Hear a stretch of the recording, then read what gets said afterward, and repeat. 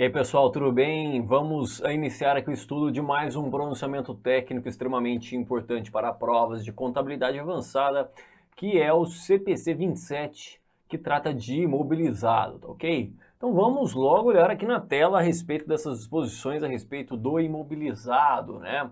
Inicialmente aqui o CPC 27, que trata exatamente aqui de ativo imobilizado, né?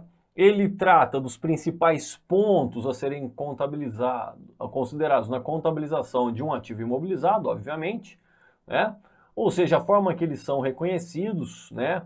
Por qual valor eles são reconhecidos, né? Assim como tratamentos referentes à depreciação e a perdas por desvalorização, conforme o próprio CPC 01 que a gente já estudou, tá ok?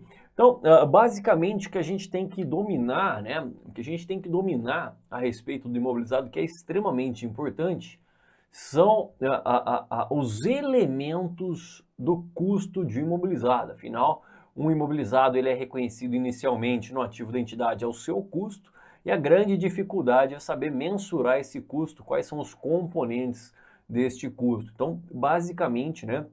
Essa aula, se a gente fosse espremer, né, fosse espremer o que tem de mais importante a respeito do pronunciamento técnico CPC 27, eu diria que é exatamente, né, os elementos que compõem o custo de um imobilizado, ok? Então a gente vai ter muita calma em relação ao estudo desses elementos. Obviamente que o cálculo da depreciação também é um tanto quanto importante, a gente vai fazer algumas questões, não tantas, afinal, depreciação, o cálculo em si da depreciação é um assunto mais atinente à contabilidade geral, mas aqui a gente vai praticar eventualmente algumas questões envolvendo o cálculo de depreciação, ok? Então vamos dar uma olhadinha na tela, né? Vamos começar aqui o estudo do CPC 27, sempre falando as definições, né? As definições constantes do próprio CPC 27. Bom, o valor contábil ele define como o valor pelo qual um ativo é reconhecido, então esse valor aqui eu já falei que é o custo de aquisição deduzido da depreciação e perda por redução ao valor recuperável acumulada, né? Ou seja, essa perda por redução é a perda por desvalorização referente ao teste de recuperabilidade, tá ok? Então esse é o valor contábil de um item do imobilizado. O custo é o montante de caixa equivalente de caixa pago ou o valor justo de qualquer outro recurso dado para adquirir o ativo na data de sua aquisição ou construção. Ou seja, veja que o custo de um imobilizado, em regra, é o valor pago, né? Valor pago, então aqui, ou a pagar ainda, né? O valor pago ou a pagar, ou ainda o valor justo, pode ser o valor justo também de qualquer outro recurso dado para adquirir um ativo na data de sua aquisição. Então aqui, né, é o caso de permuta, né? Caso de uma permuta, por exemplo, eu estou dando um terreno, por exemplo, para adquirir um veículo, né? Então, olha lá o que ele fala, é o montante de caixa, o equivalente de caixa pago, então, regra geral é o montante pago ou a pagar, ou ainda pode ser o valor justo, né? Essa aqui é uma exceção, né? Não é a regra. O valor justo de qualquer outro recurso dado em troca para adquirir esse ativo, a data de sua aquisição, tá ok? Então, esse aí é o elemento, né? Aliás, é o custo de um imobilizado. Depois a gente vai ver os elementos que compõem esse custo. Bom, o valor depreciável de um ativo, né, é o seu custo menos o seu valor residual. Então veja que ele tem o cuidado de falar o custo ou outro valor que substitua o custo, por exemplo, o valor justo, que a gente acabou de ver, menos o valor residual, que é aquele valor, né, que não sofre depreciação. Depreciação é a alocação sistemática do valor depreciável de um ativo ao longo de sua vida útil. Valor específico para entidade, também chamado aqui de valor em uso. Lembra que a gente viu isso aqui lá no CPC 01, né? O conceito de valor em uso, ou seja, é o valor presente dos fluxos de caixa que a entidade espera obter com o uso contínuo de um ativo, assim como, olha lá, com a sua alienação ao final de sua vida útil, né? Ou ainda para incorrer para a liquidação de um passivo, aqui a gente estaria falando de um passivo. Valor justo, a gente também viu essa definição quando a gente tratou do CPC 01, é o preço que seria recebido pela venda de um ativo ou que seria pago pela transferência de um passivo, uma transação, lembra? Não forçada, lembra? O vendedor não está louco para vender e o comprador não está louco para comprar, né? É uma transação não forçada entre participantes do mercado na data da mensuração. Só para a gente relembrar esses conceitos, né? Perda por redução, valor recuperável, conforme o CPC 01, a gente viu que é o valor, é o valor pelo qual o valor contábil de um ativo ou de uma unidade geradora de caixa excede, né, excede o seu valor recuperável. Ou seja, quando o valor contábil é superior ao valor recuperável, esse valor excedente será reconhecido como perda por desvalorização ou perda por redução do valor recuperável desse ativo.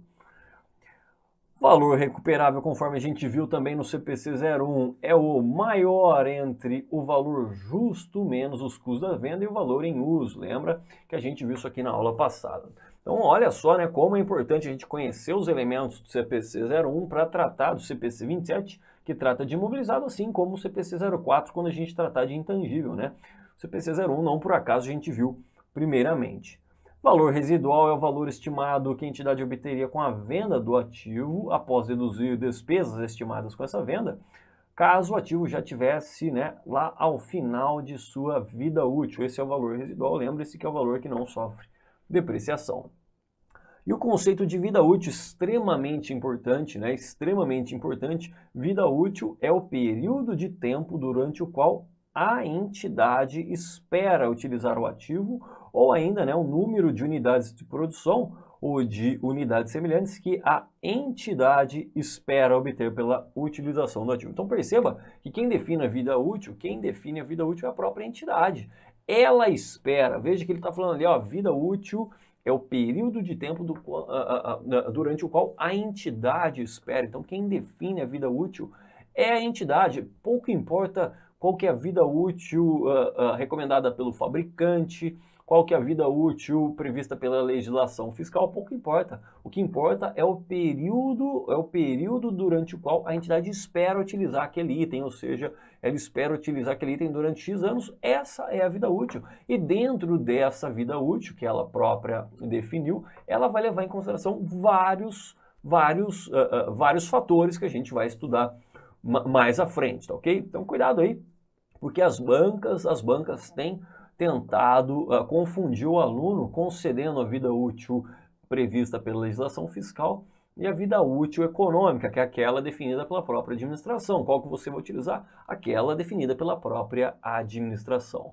Por que que os alunos têm confundido isso? Porque antigamente a gente utilizava a depreciação fiscal, né? Em provas mais antigas, quem estuda há mais tempo, lembra aí que a gente antigamente utilizava a depreciação fiscal, utilizava inclusive a depreciação acelerada de acordo com o número de turnos em que a máquina trabalhava, aquele item trabalhava, e hoje a gente já não utiliza mais isso em provas de contabilidade geral, no máximo a gente utilizaria numa questão de lucro real, o que realmente eu nunca vi ocorrer, tá ok? Então olha lá, quem define a vida útil é a própria administração da entidade, tá ok? Bom, e a definição aqui mais importante para a gente é a definição do próprio ativo imobilizado, né? O que é um ativo imobilizado segundo o CPC 27? É um item tangível que é mantido para uso na produção ou no fornecimento de mercadorias ou serviços. Ele fala aqui para aluguel a outros, essa redação aqui não é legal. Aluguel para outros não é legal. Ou para fins administrativos. E ainda se espera utilizar por mais de um período. Então, toda vez que a gente estiver falando de imobilizado, é um item que vai gerar benefício econômico por mais de um período, né? Por mais de um período. Se for menos de um período, não atende à definição de imobilizado, então seria, por exemplo, uma despesa, né? Como despesa de consumo, material de consumo, não é imobilizado.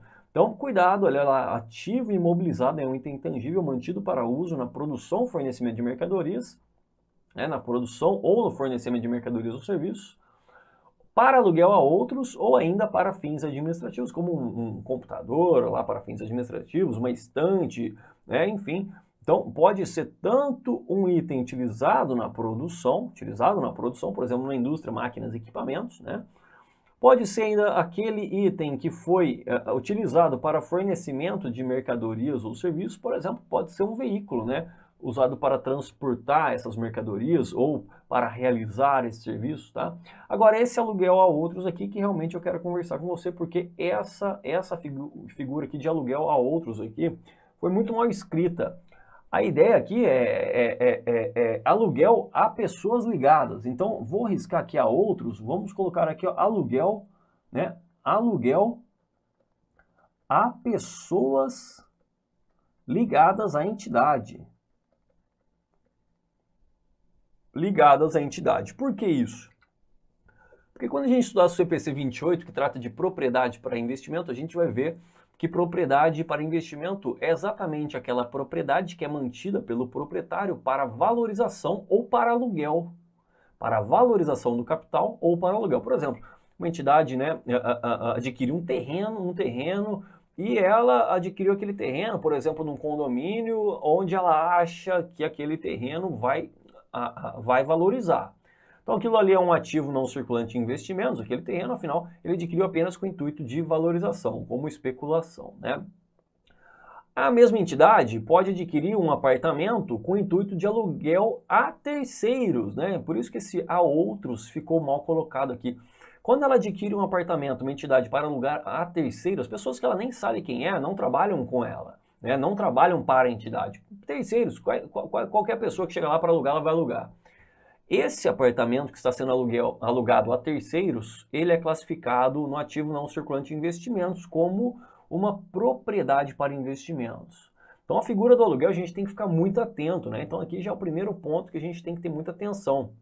Cuidado com esse aluguel a outros, né? Porque quando a gente lê aluguel a outros, parece que é outras pessoas que não são relacionadas com a entidade. Pelo contrário, aluguel a pessoas ligadas à entidade. Por exemplo, esse mesmo apartamento que eu falei que a entidade aluga a terceiros, suponha que ela decide não mais alugar a terceiros, ela vai alugar para o diretor financeiro, porque aquele apartamento aqui é próximo da entidade, esse diretor financeiro tá vindo de outro estado do país, então ela resolve alugar, né, esse apartamento para esse diretor financeiro. Veja que ele está alugando isso aqui a uma pessoa ligada à entidade. Portanto, como ele está alugando esse apartamento a uma pessoa ligada à entidade. Olá, meus amigos, minhas amigas, e aí, gostou, curtiu o professor Igor Sintra? Top de linha, professor Igor Sintra, professor aqui da Lá Concursos, o professor de contabilidade geral e contabilidade avançada.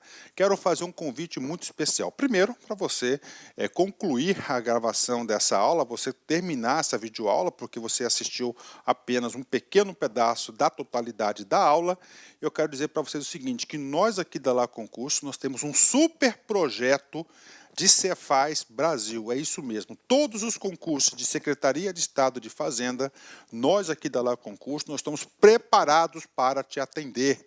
Então, olha só, essas aulas, o módulo completo de contabilidade geral e contabilidade avançada e algumas revisões encomendadas para o professor Igor Sintra, este módulo, mais as outras disciplinas do concurso de Cefaz. Professor, quais outras disciplinas? Português, matemática, os direito administrativo, constitucional, civil, se tiver, penal, qualquer direito que tiver, mais legislação específica, direito tributário e assim por diante. Nosso curso, qualquer curso de Cefaz Brasil, ele custa apenas 10 parcelas de R$60. 600 reais é o nosso curso. Este curso, nosso Cefaz, com as aulas do professor Igor Sintra, custa apenas R$600. É isso mesmo, R$600, 180 dias de acesso. Você terá direito a todas essas videoaulas de direito, de todos os direitos, contabilidade, ou seja, o curso Cefaz completo, ponto a ponto, e mais legislação específica com nossa equipe de professores aqui da Lá Concurso. Então, espero vocês. Tem um link aqui embaixo, clique nesse link que você vai lá diretamente na nossa página da Cefaz Carreira Fiscal aqui da Lá Concurso. Espero vocês, um forte abraço, fique com Deus. Tchau, tchau. Clique lá.